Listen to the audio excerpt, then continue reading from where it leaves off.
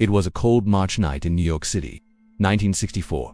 Streetlights flickered across the quiet neighborhood of Kew Gardens in Queens as a young woman walked home from work. But what happened next would not only end her life, it would shake the conscience of an entire nation. Her name was Kitty Genovese, brutally murdered just steps away from her apartment.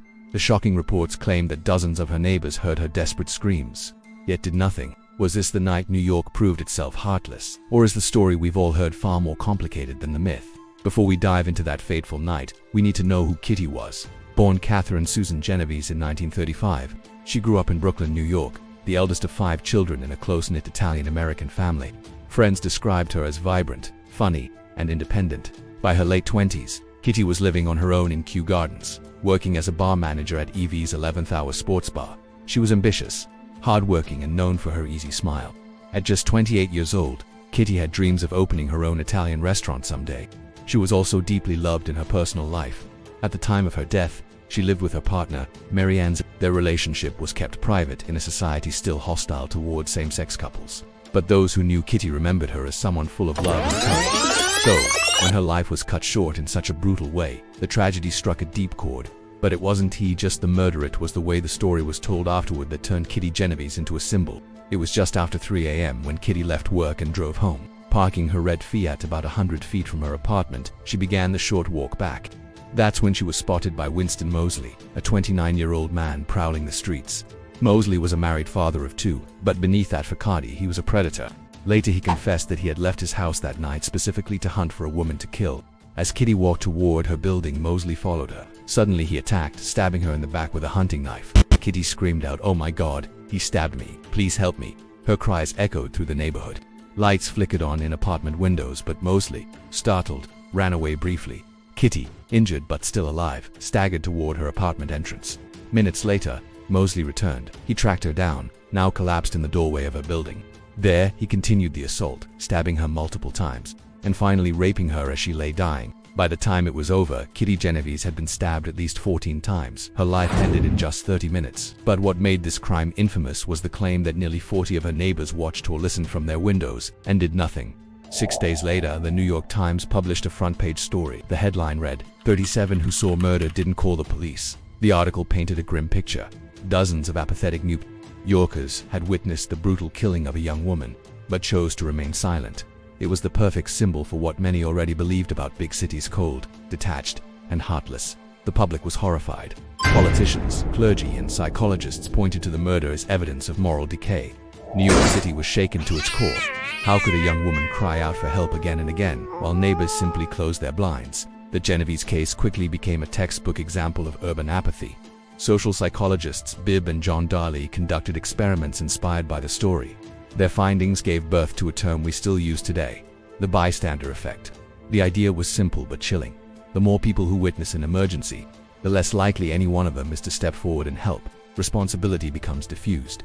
Everyone assumes someone else will act. The Genovese murder became the case study for this psychological phenomenon, and for decades it shaped public understanding of human behavior in crises. But here's where the story takes a turn. Decades later, journalists and historians began re-examining what really happened that night, and they discovered that the infamous 37 witnesses story wasn't the whole truth. First, many neighbors did not see the actual stabbing. They only heard noises or Kitty's cries, which some mistook for a lover's quarrel or a drunken argument. Remember, this was New York in the 1960s. People were used to hearing shouting in the streets at night.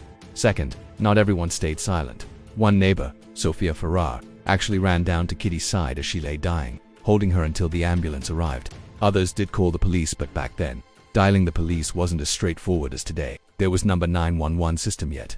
You had to look up the number or call the operator. The Times story exaggerated the inaction, creating a powerful narrative but oversimplifying a messy reality.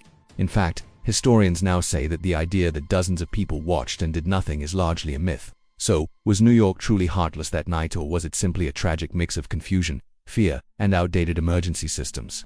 While the city debated morality, Winston Mosley's story unfolded in court. He confessed not only to Kitty's murder, but also to at least 2 other killings. Mosley was a disturbed man with a long history of violent attacks against women. At his trial, his defense tried to plead insanity, but the jury saw through it. He was convicted of first-degree murder and sentenced to death.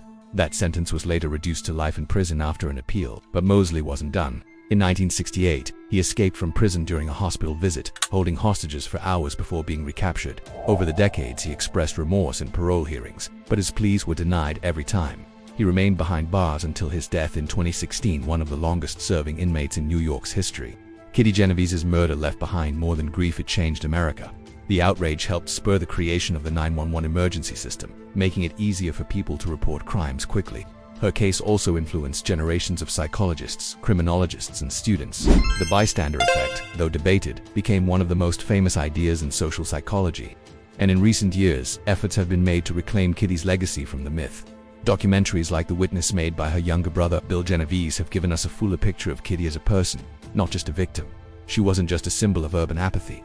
She was a daughter, a sister, a partner, and a friend whose life was full of dreams and laughter. The murder of Kitty Genovese remains one of the most infamous crimes in New York history. But perhaps what shocked the city wasn't just the brutality of her death, was the mirror it held up to society. Yes, the story was exaggerated. No, the city wasn't filled with 37 heartless bystanders, but the narrative forced Americans to ask hard questions about responsibility, empathy, and courage. Would we have acted differently? Would we have rushed outside, called the police, or stayed frozen in fear? These are questions that still haunt us today. Kitty Genovese's name became synonymous with silence in the face of suffering, but her true story is a reminder of how easily facts can become distorted and how important it is to seek the truth. So let me ask you this. If you heard someone outside screaming for help tonight, what would you do? Would you be the one to act, or would you hope someone else already had?